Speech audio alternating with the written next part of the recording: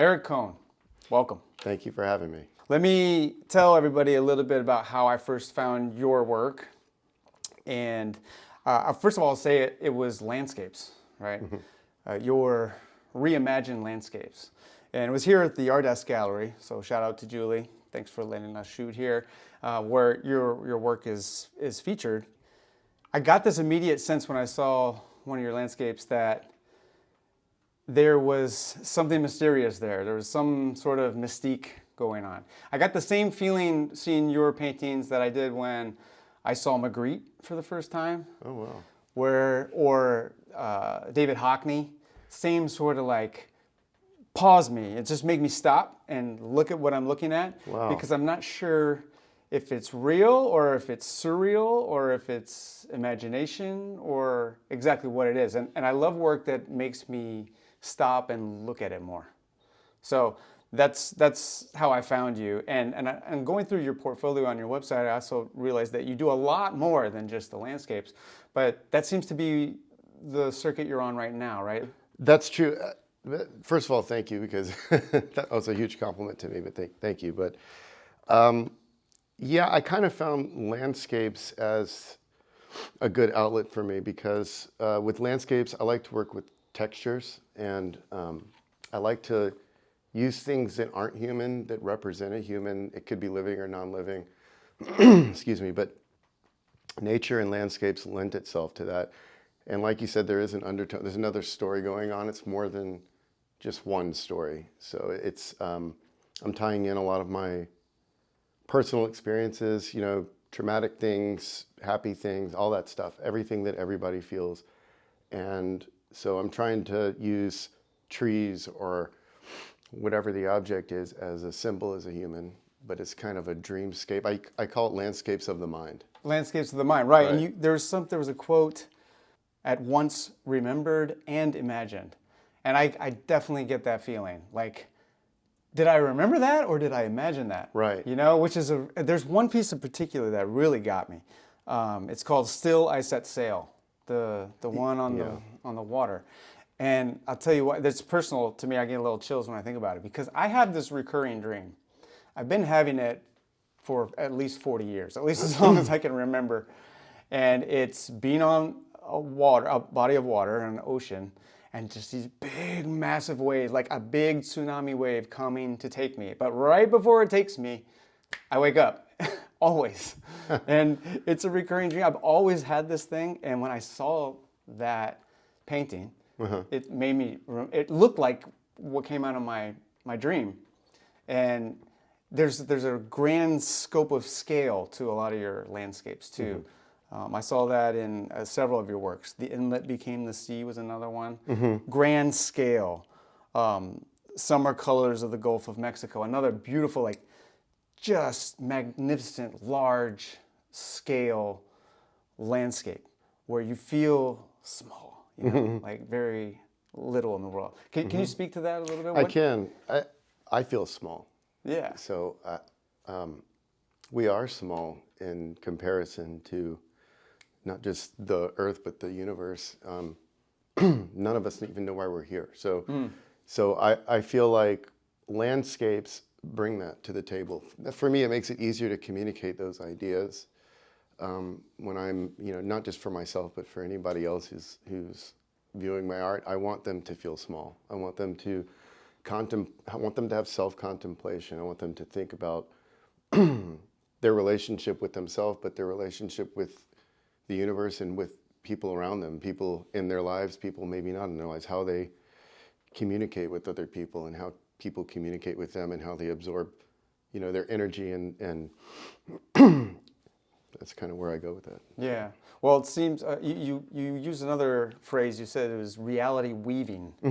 Reality weaving. So it is. Yeah. Tell me about that. What does that mean to you? So, you know, like I said, landscapes of the mind. It's weaving in and out of reality, weaving in and out of navigating through life, weaving in and out. Sometimes you have to convince yourself of things to get through it. So reality weaving is bringing my world in an imaginary world, a world of symbolism into a world of reality, in and out. So when you are looking at this landscape, like you said, like for this one, for instance, you see a landscape there, but you can take it in two different ways. There's a landscape with trees, but are those really trees? Is that really a landscape? You kind of question, you're going in and out.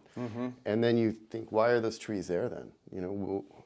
Maybe they're just there because it's a landscape, or, you may go back and then you start to think, what is the story there? What's going on? Is there a story? I don't know. And then maybe you'll come up with your own.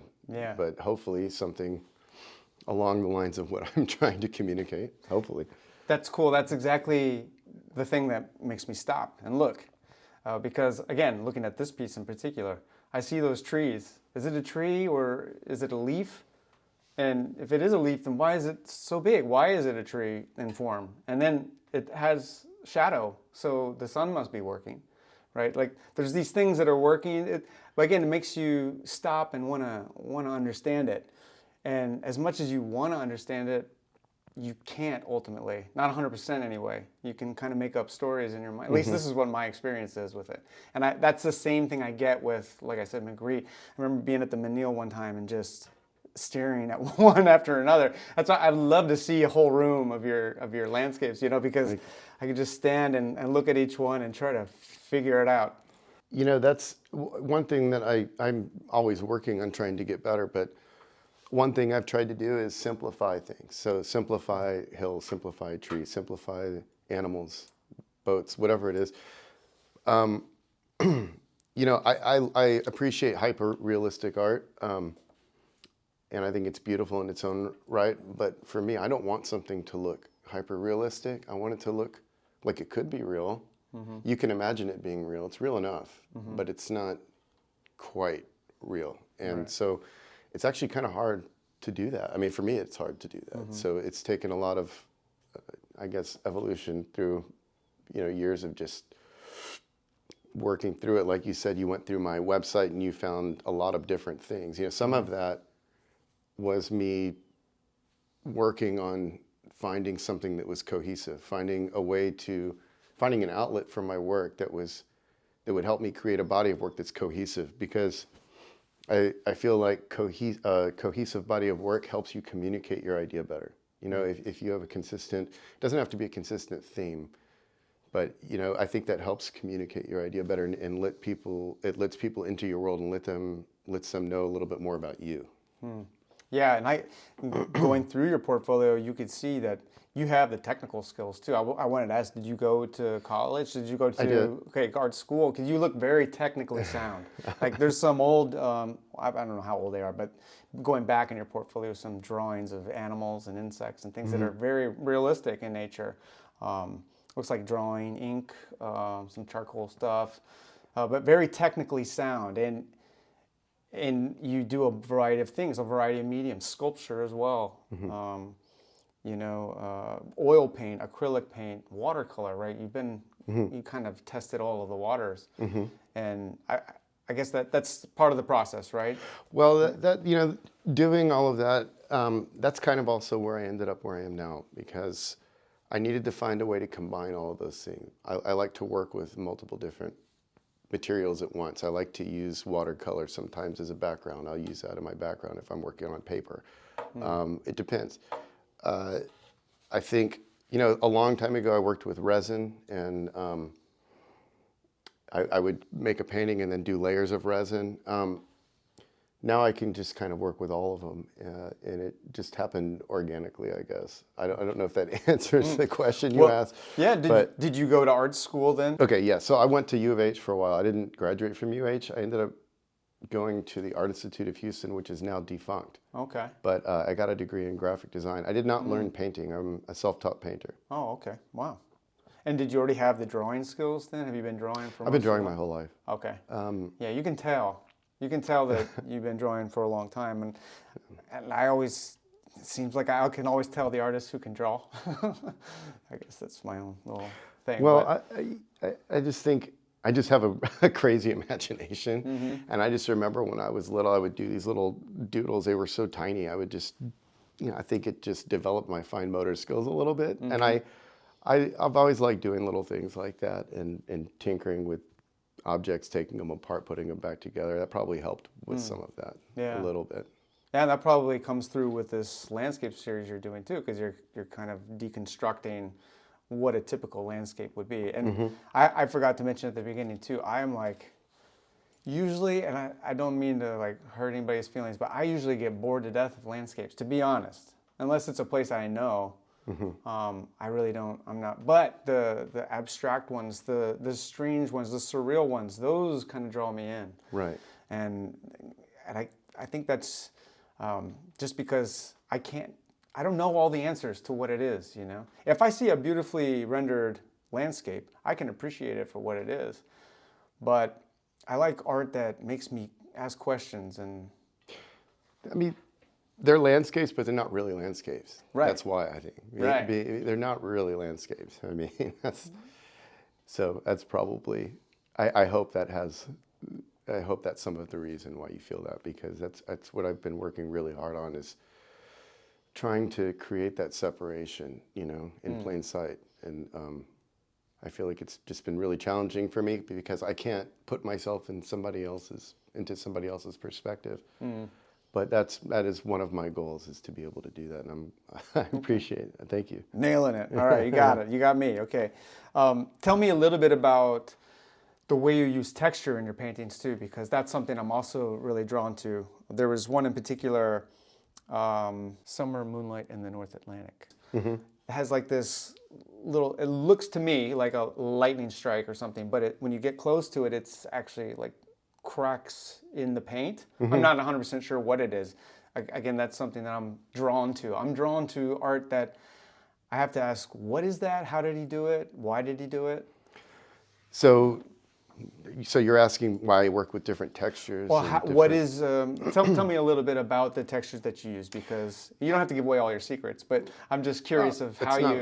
It's not a secret. I mean, I experiment with things. I'm looking for texture to add life to it. That's, you know, for me, having texture, it just adds a little bit of life. I use paper that isn't machine made when I use it as a texture. So most of these papers are made with parts of trees or bark. A lot of it's made overseas, and they call it lokta paper. I think that's what it's called. It's all handmade paper, and it already has life to it in its own right.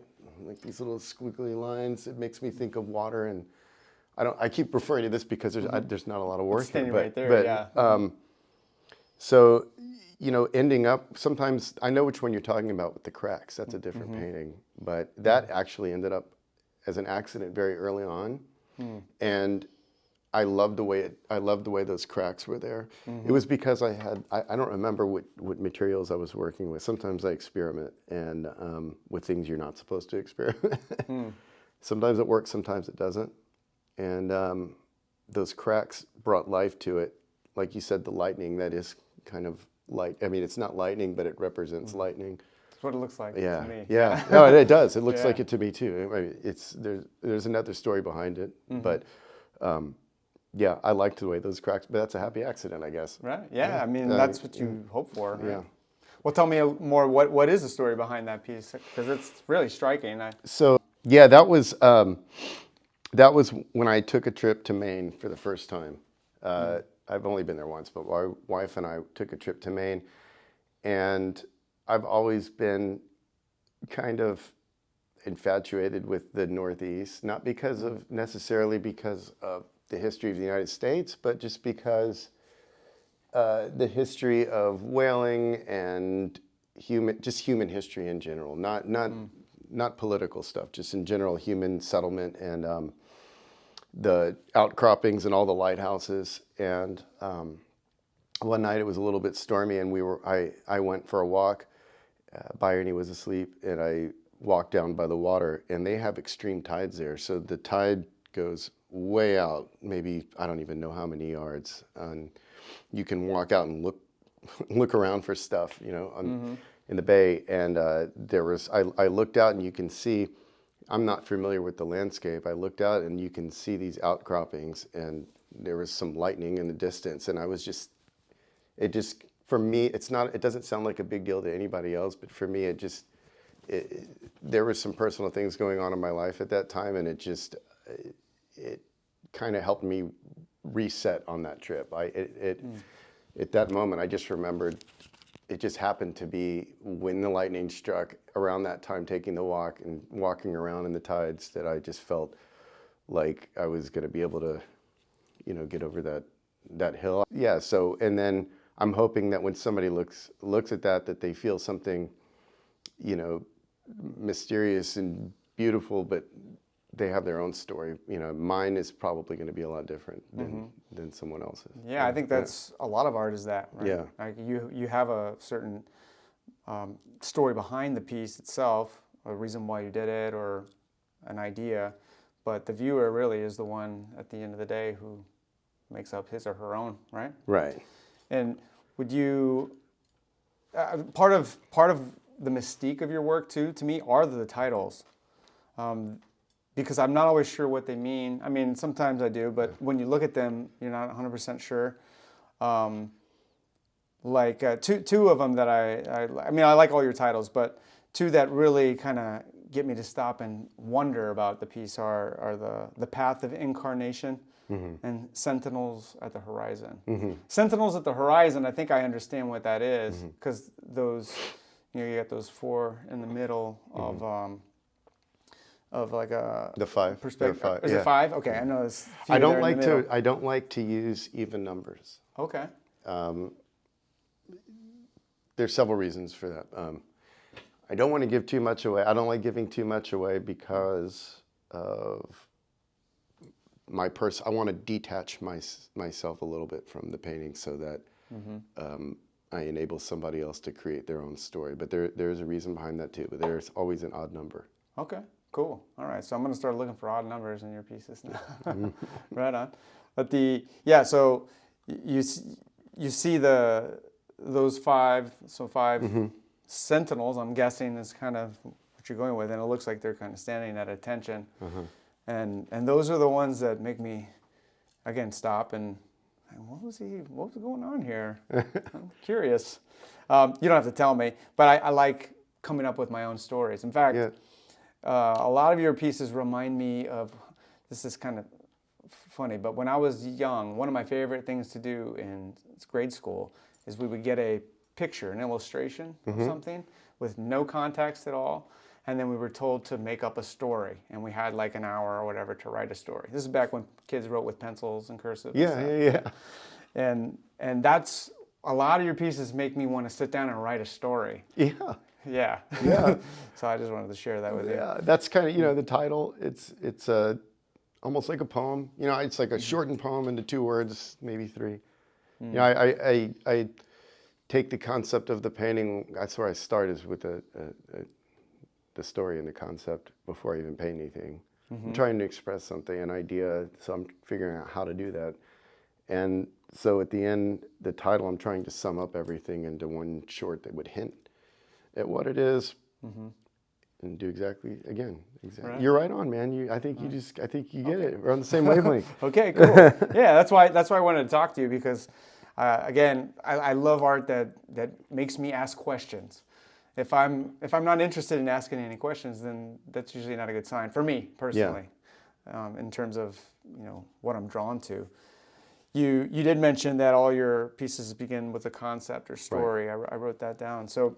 What do you have the idea and then you go to a sketchbook, or what is your process? Sometimes my process is just sitting on the ground looking at the canvas, and the idea, I can't tell you where it comes from because it comes from all over the place. I mean, you know how that is. You're an artist too. But when I have an idea, or when I have a feeling or a story that I want to tell, there's 50 different ways I want to tell that story. So sometimes sitting there staring at the canvas will do it. Sometimes it is sketches. Sometimes I'll get on my iPad, or I'll just get some materials and start playing with it, or I'll just get an old canvas that's no good or small that I don't want to use, and maybe paint a small painting of it first. That part of the process, the beginning, I guess it's similar. There's similarities to it, but it's not one specific thing that I follow other than just a lot of just sitting there thinking. I think I've talked to other artists, and apparently that's a pretty common theme. It's just thinking about stuff. thinking about it before you even go to the canvas, just, or whatever it is you're making. Even jewelry is, a lot of it is just, thinking, how am I going to approach this? How do I, what color palette would work best? I don't know. I don't know what everybody thinks about, but that's kind of what I think about. And then how it makes me feel, and how am I going to make somebody else feel like that? And then you develop a story around that basic idea then? Yes. Okay. Yeah, but it always follows the same type of, I guess, how I'm feeling at that point in time. Those thoughts, how it shaped, things that happened in my life, how it shaped me where I am now. And people ask me, why didn't you just go into art from the beginning? And I just, I used to not know the answer, but I think the reason why I decided to make this shift, it happened during a time that, it was right before COVID. So I didn't know COVID was coming, obviously. Right. I just don't think Only a few did. Yeah. But, I think I just wasn't ready yet because I didn't have enough life experience or enough experience with things that affected me enough yet to where I felt like I just don't think I was ready yet. I think life took me to a place where I finally felt inside that I was ready to make that switch. And luckily I had the support of my family there to help me do that, because they wanted me to do that too. At that point I had a long career in real estate, and I could use my creativity to a certain point. I used it towards the end to design and build houses, which did help me with some of the technical skills. Okay. But I was never happy doing that. I always felt like there was something missing in my life. I suppressed my creativity, but it ended up being a good thing, I think, because now I just feel like it's not only therapeutic for me, but I just feel like there's so many ideas and feelings that I want to share with people and let them know that they're not alone in those feelings like I used to feel. I've had a lot of anxiety. We all have a lot of anxiety, stress, all those things. I used to feel alone. And, when people tell me, the way that you said some of the paintings get to you, that's part of the reason why I'm doing that too. It's therapy for me, but it can become therapy for somebody else, because if they're really genuine feelings, I feel like you can get those feelings out and share them with other people and make them feel some relief or some type of, even if it's a heavy subject. Right. So that's kind of where I feel like I am now, is just building on that, improving on that, finding a way to bring people into my wavelength and share that because, I'm inspired by people, just life, random things. And I think if we all could find ways to share those experiences, then I think it would help a lot of people. I really do. Yeah. Yeah. For me, looking at art, spending time with it, it makes me, it's an escape. It's a healthy drug, and I can kind of forget about my problems or whatever's going on in the day-to-day, and I can sit there and try to figure out, what is going on here? What's the story behind this? Yeah. And before I know it, my imagination is going. And yeah, there's something really comforting about that. I've always been drawn to that. I like going to galleries. I like going to museums. I like spending time around art. I like art that I look at multiple times and get different feelings from, different points of focus. And so I think that's another reason why I'm drawn to yours. Thank you. Because there's a lot of that, and if it's not the actual story or the subject, it's the texture, or it's the lighting, or it's, in some of your older work, the technical abilities. So there's something for all of us there, I think. Well, thank you. I appreciate that. Yeah. We've been talking about paintings. That's what you've been doing recently, at least the series that I've been seeing, and I've been seeing your work regularly here at the Ardest Gallery, which you should all visit, by the way. But going through your portfolio, I saw a lot of other things. I saw digital art, I saw sculpture, I saw drawing, do you still work in different mediums? I do. Or? Okay. I work in everything. I don't necessarily share everything I'm working on. I probably will share different things at different points. The digital aspect I've kind of veered away from a little bit. I use that for myself a lot. I just feel like there's something, the life that I try to add to the paintings, I lose that digitally sometimes. And so I just haven't found anything lately that I felt digitally that I would want to, share in that way. Sculpture, yes, I'm working in my garage right now. I started doing some sculptures in my studio, but it was just too noisy and too much. I just can't do it in there. So I have a home studio now, and I've been working with some wood and some metal, and I'm working on a few things now, and some ceramic stuff too. So does that work a different muscle in your mind in terms of creativity? No. Or is it, okay. It's all come from the same place. Okay. I like working with all different types of materials, and sometimes I feel like there's more than one way to tell a story. So, I get asked that a lot though. I just am very curious. I like to find out how things work. If I'm doing a painting or doing a sculpture and I see or hear about a new material, or I want to try something, I have to put my hands on it and figure out how to use it and figure out, maybe not master it, but really understand it. And so I do that with all the materials I work with. I try to not just understand the basics, but go beyond that, see what I can do with it. And sometimes that I end up in a place where I have a new tool. And sometimes it doesn't work, but that's kind of how I ended up. I don't want to say jack of all trades, because I hate that phrase. Because to me, a jack of all trades is somebody who just kind of knows how to do a lot of things. I'm kind of OCD with that. So when I kind of get obsessed, and I do my best to try to get as close to mastering it as I can, not for anybody else, just for myself. That's cool. I was going to say, you must go on a lot of deep dives then. I do. Because there's a lot of materials out there. Yeah, my mind is just doing this all the time, like a lot of people. And, ADD, I don't know. But that curiosity is still there, thankfully, because I think that lends itself to the creativity. The curiosity and the creativity kind of go hand in hand, I think, in my mind. And, I'm always trying to learn about new things, so I think. Does it do anything different for you using your hands to create rather than, you're using your hands when you're painting, obviously, but in a different way, right? Yeah. I like to feel what I'm working on also. That's another thing, digital art, there's a place for that. And I love digital art. And but yes, I think when you work with materials and you put your hands on it, there's something that comes from you there that if you pay close enough attention to it as a viewer, you can feel that. Yeah. I've definitely, I'm not going to hate on digital art either. Like you said, there's a time and a place for it.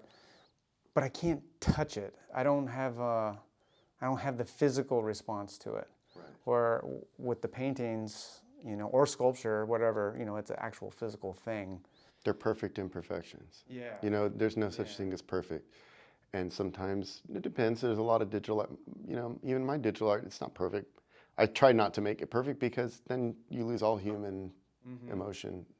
Right. But yeah, I think things that are imperfect, that have little flaws, that are done by hand, that may have a little smear here, that really brings it. Those are the little touches that bring things to life to me. For me. Yeah. I think I know that the jury is still out on AI and the whole world is coming to an end or whatever. But I feel like there's still. Is AI art ever going to have that human thing? Like right now, it doesn't. I can usually tell. I don't think AI is being used properly right now. No, I don't think. Well, we can go into a whole rabbit hole with that. For sure. But I think AI art is. I don't really think that's the place for AI. Our creativity is all we got. Human creativity. That's one of the few things that we have that makes us, if you want to say, special compared to the other things on this planet. A lot of other animals have a sense of creativity, but not the way we can access that. And when you take that away over time, when you depend on things to create things for you, over time, we're going to evolve with, I don't know what's going to happen. Yeah. So I just think I don't either. Yeah, I just think that keep making art, please. Just don't worry if it's not perfect. Don't worry if it's not. Just keep making art, because it's good for your soul. Yeah. It is. And it doesn't matter what medium you're in. I don't care what medium you're in. Dance, movie, film, doesn't matter. Yeah, something you said earlier is something that gives me hope and confidence still in human abilities, is that maybe you didn't pursue a career in art in the beginning because you didn't have enough experience.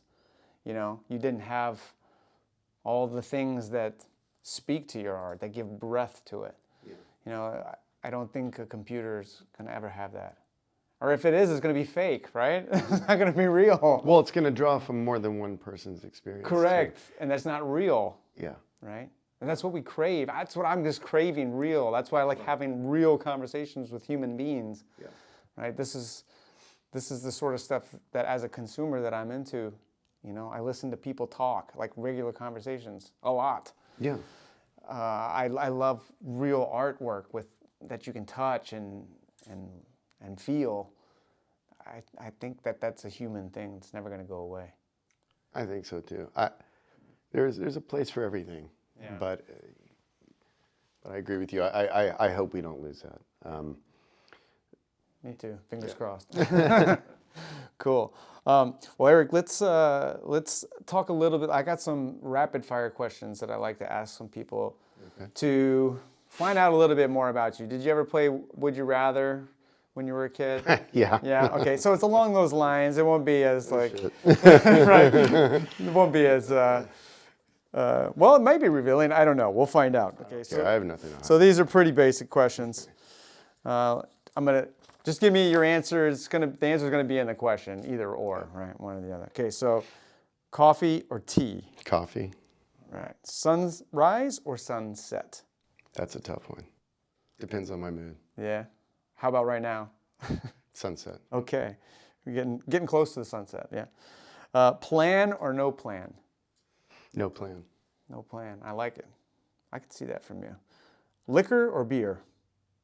Neither, but beer probably. If I had to, well, neither. Okay. We'll take neither. Yeah. Sweet or savory? Savory. Right. Sketch or no sketch? Sketch. Okay. Why not? City block or country road? Country road. Okay. Comedy or drama? Comedy. Right. Can use a few laughs, right? Yeah. Up late or up early? Early. All right. What time do you get up on average? I can't control it. My body wakes up at 4:30 every day. Oh, wow. Okay. I don't do it on purpose. I try to go back to sleep. I have to change the scenery, but I'm up every day at 4:30. Okay. Letting my dog out, talking to the cats, all that stuff. Somebody's got to do it. Yeah. Somebody's got to talk to the cats. Right? Books or movies? Books are better when you read them if it's a good story. If it's a good movie and it's done well,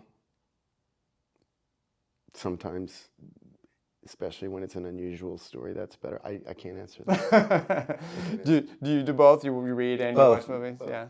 Is there a movie that you thought the book was better? Probably most of them. All right? of them. Yeah. Okay. Because you're using your imagination when you're picturing things, and even if it's all laid out for you, you still have there's still that, and the detail in a book. You got to condense a book for a film. You have to condense it down, from 500-600 pages down to 120. Yeah. Or fewer, depending on what type of movie. So that's pretty hard to do, and you lose a lot of details and character depth and all that stuff. So. For sure. Yeah. There are a couple movies that I think are better than the book. The Wizard of Oz, for example. Yeah, that one's much better than the movie. Some stories need to be condensed. Yeah, that For guy. sure. I don't know what he was on, man. It was pretty strong. Okay, long walk or long drive? Long walk. Okay, cool. I feel like a lot of artists get ideas on their long walks. Yeah. When they're going outside in nature, especially being the landscape, down the landscape series you're on now. I'm sure there's a lot of long walks. I have to be outside every day. I have to be outside, even if it's just sitting in my backyard for a couple of hours. spend a lot of time outside every day. Yeah, that's good. It's good for the soul. Create with music or no music? Music. Okay. Anything in particular? Depends on my mood. I listen to everything, but music is a huge part of my life. Music helps me deal with some emotions sometimes. It's just a great outlet for me. I like music when I'm working. That's pretty common among artists. At least I know. I think it's common among a lot of people. Yeah. Not just artists. Yeah. And nowadays, with the whole catalog of the world in your hand, right? It's easy. Okay. Skydive or scuba dive? Scuba. Okay. Have you ever scuba dived? I have snorkeled. I have not scuba dived. But I am a ocean-dwelling mammal. I've been surfing my whole life since I was 11. I kind of stopped a couple of years ago going because of some injuries, but I've always just been infatuated with the ocean. I love the ocean. Right. I love the ocean too. I'm terrified by it. And I think that's why I have that recurring dream of the big wave that's going to put me to sleep. Are you terrified, or do you just have a deep respect for it and you feel like it's out of your element, so it's unknown? Yes. I have a deep respect for it. I had a teacher, my 5th grade teacher was Hawaiian, and he told us one thing I'll never forget. I don't remember much from 5th grade, but I remember him saying, never turn your back on the sea. Right. And I never forgot that. And he's right. Yeah.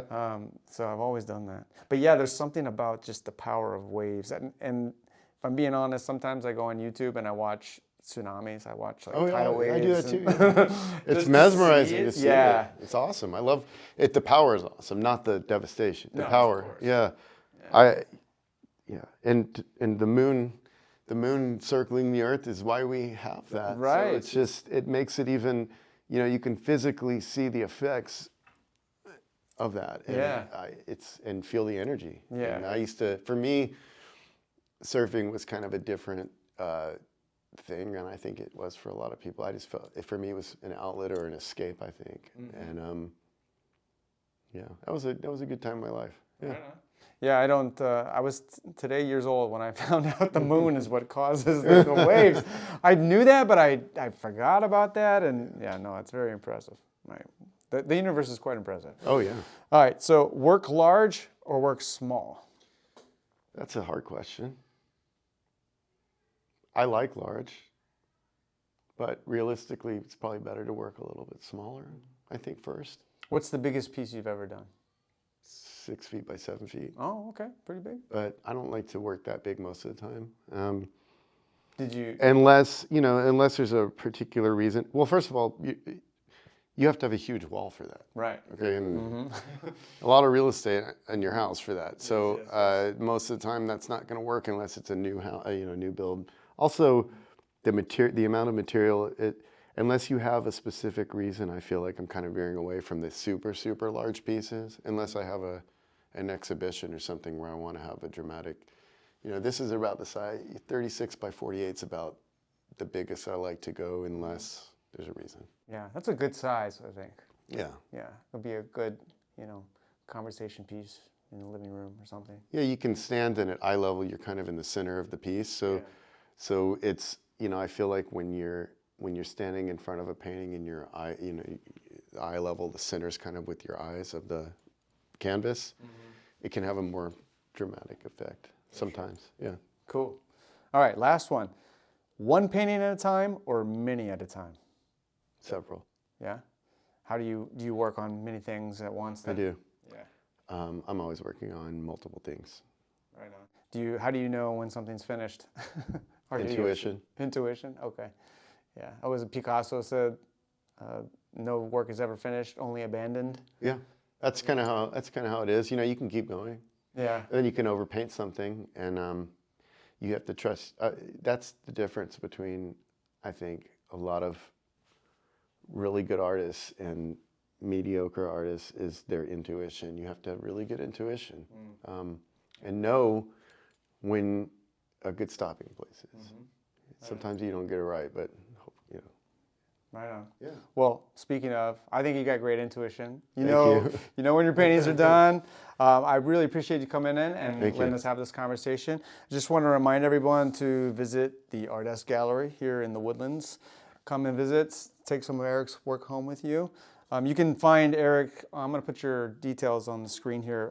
His Instagram is Eric Coan 1. You can read it right here. And then Facebook, you can find him at Coan Fine Art. And then his website, ecoanfineart.com, right? Eric, it's been a pleasure, brother. Thank you very much. Thank you. See you next time. Peace.